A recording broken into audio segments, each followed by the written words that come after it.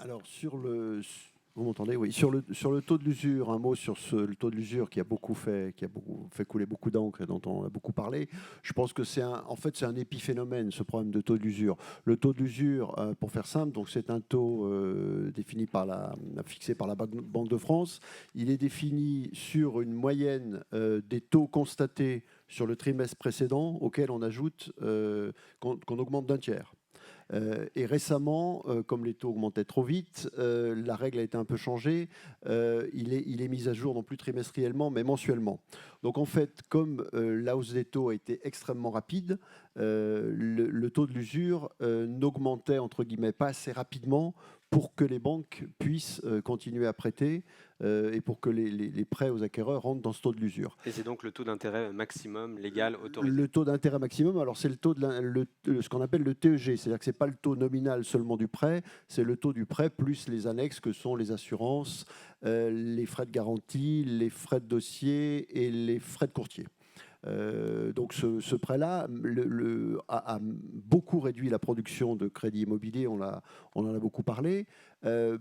Pas du tout pas seulement par la volonté des banques de réduire l'activité de prêt immobilier, mais tout simplement pour des contraintes réglementaires. On n'avait pas le droit de prêter, on n'a pas le droit de prêter au-delà du taux de l'usure. Donc ce taux de l'usure, il a été créé historiquement pour protéger les acquéreurs, pour éviter qu'on leur prête à des taux trop élevés et qu'on les mette en situation de difficulté. Ça s'est un petit peu retourné contre eux parce qu'aujourd'hui, même de bons dossiers, enfin aujourd'hui c'est un peu moins vrai, mais les mois précédents, même de bons dossiers, eh ben, ils n'arrivaient pas à trouver de financement parce que les banquiers ne pouvaient tout simplement pas faire ce prêt. Je dis que c'est un problème un peu conjoncturel parce qu'on est en train de rattraper. Là, on est à 4,12. Juste une petite parenthèse, d'ailleurs, on parle de taux de l'usure. Il n'y a pas un taux de l'usure, il y a 15 taux de l'usure, enfin, je dis 15, entre 12 et 15, il y a des taux de l'usure pour chaque typologie de prêt. Celui qu'on a en tête, c'est celui qui est le plus utilisé pour l'habitat, c'est le plus de 20 ans, mais il y a des taux de l'usure sur différentes catégories de prêts. Donc on doit être à 4,12, je crois, depuis le début du mois. 4,12 aujourd'hui, bon, ça permet de passer une bonne partie des financements. Malgré ça, il est clair que les financements immobiliers des banques sont en chute libre, pas seulement parce qu'on a moins de demandes, mais intrinsèquement, dans le modèle des banques, comme l'a dit mon collègue, le modèle des banques, c'est assez simple. On collecte à un certain coût et on prête à un certain coût. Quand on collecte aujourd'hui, quand on collectait il y a encore un an, pour faire simple, en gros à zéro, on pouvait se permettre de prêter à 1 ou à 1,50, on avait notre marge et on vivait normalement. On fait un métier de commerçant comme tout le monde ici, hein. On fait une différence entre le prix d'achat et le prix de vente et c'est notre marge.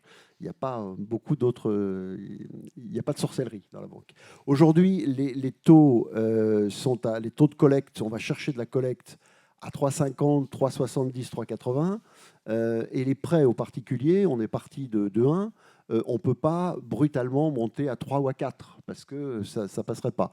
Donc aujourd'hui, toutes les banques, la plupart en tout cas des banques, ont beaucoup réduit leur volumétrie de prêts immobiliers, tout simplement parce que économiquement, ça ne passe pas. Quand on a un prix d'achat de l'argent à 3,70 et qu'on prête à 3, il ne faut pas être grand sorcier pour voir que ça ne peut pas fonctionner. Donc heureusement, on fonctionne beaucoup, nos PNB se font beaucoup sur le stock, non pas sur le flux, hein. On a des milliards de prêts en stock, mais la problématique du taux, ce n'est pas le niveau de taux, c'est la rapidité d'augmentation du taux.